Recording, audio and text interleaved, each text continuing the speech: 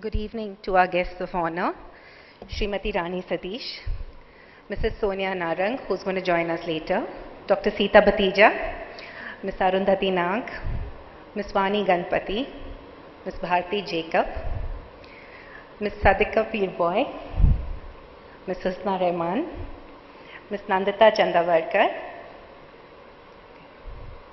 and Mrs. Arushi Pudar. Good evening to our awardees, fellow members, FLO members, friends from the media, and guests.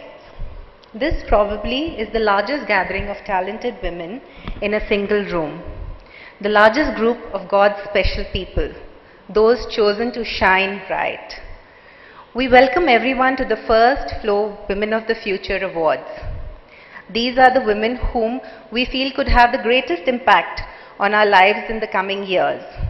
Women who have already demonstrated unique abilities, those abilities that are not taught in a college or a university, but are discovered in the deepest crevasses of the human mind. There is no GPS to their life, nor a career path or a job description. Even in predefined boundaries, they have all redefined reality.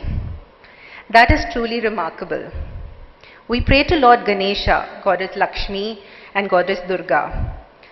But give it a slightly deeper thought, and none of us have really seen any of these powers. But what is crystal clear is what they stand for and represent, the values they uphold.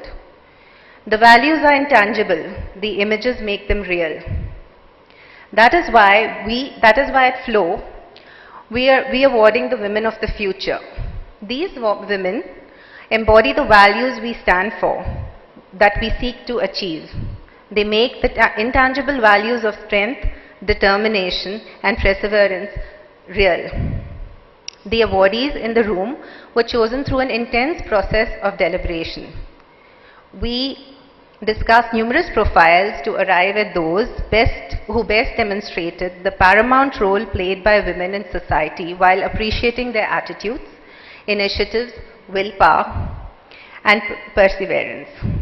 These are women who have distinguished themselves as prominent citizens who are role models for all of us. For those of you who are less acquainted with the FICCI Ladies Organization, FICCI Ladies Organization is a national body with the prime objective of women empowerment through the promotion of entrepreneurship and managerial excellence. Established in 1983, FLO is a division of the Federation of Indian Chambers of Commerce and Industry, which is the apex body of industry and chambers of commerce in India. Over the last 3 decades of FLO's existence, it has grown as an organization and is today one of the most prestigious pan-India business organizations with 15 locations and over 5,000 members spread across India, committed to working towards women empowerment through business women development and various capacity building initiatives besides other programs. We basically work towards empowering women at 3 levels: the grassroots, the middle management or the mid-level entrepreneurs, and the senior professionals or entrepreneurs. The Bangalore chapter has been in existence for over 2 years and carries out a number of initiatives towards empowering women with better skills and insight. Our rapidly growing chapter has now over 160 members. Our members are senior professionals and owner-directors and hail from all major industries, from aerospace to textiles, from biotechnology to finance. One of the prime focus areas for me as a chairperson of FLO Bangalore has been to organize events towards FLO's goals of enhancing women's awareness, knowledge and skills, leading her to become an even stronger woman, which was my mantra for the year. It is not just the economically backward who need a helping hand to grow.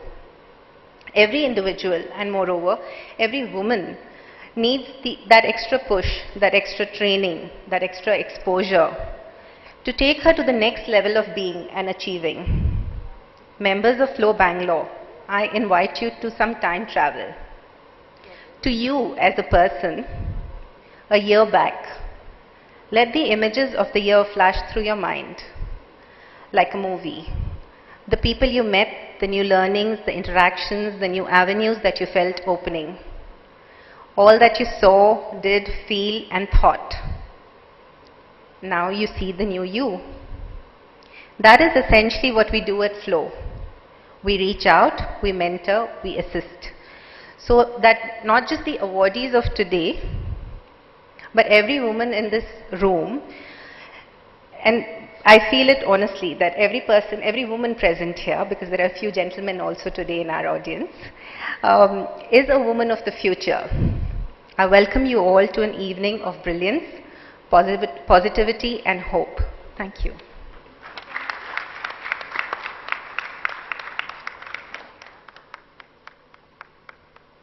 Thank you, Rati. Our next category is for interior designer. Shruti Jaipuria studied interior design at the Parsons School of Design, New York, and trained with design firm Tony Chi & Associates in New York. She returned to Bangalore and worked with local architects before founding Maya Design in 2011. Prior to getting immersed into the world of design, Shruti studied business administration at the University of Michigan, Ann Arbor, and worked on projects for multiple Fortune 500 clients at the New England Consulting Group.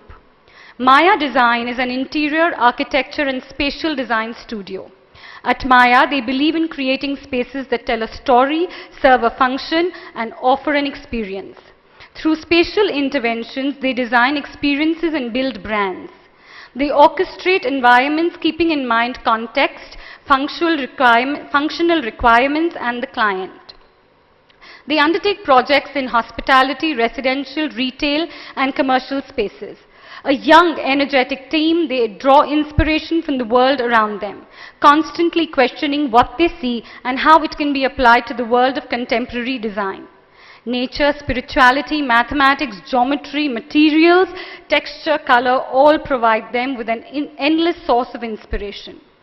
Shruti believes that we are undergoing a design revolution in India and that young Indian designers have finally started creating their own identity instead of constantly looking westward. This, along with the possibilities in terms of skilled labor and opportunities that India offers, excites her. She believes that good design has the power to spur change and hopes that Maya can one day be a part of that. Notable projects include Toast and Tonic, the Black Rabbit Bar and Kitchen, the Arbor Brewing Company, Titan Ignita Labs, retail identities for Namrata Joshipura, Amand Patisserie, and Burnt Amber, amongst other F&B, retail, and luxury residential projects. Shruti's homes have been featured in all leading design magazines like Elle Decor, BBC Good Homes, Better Interiors, Society Interiors, Home Review, Pool Magazine, Harper's Bazaar, and Femina. Currently, Maya Design is working on multiple F&B projects: a microbrewery, a retail identity for a chocolate brand, a holiday home in Kotagiri for Isprava Luxury Builders, amongst other high-end residential and F&B projects. I request Ms. Husna Rahman to please give the award to Ms. Shruti Jaipuria.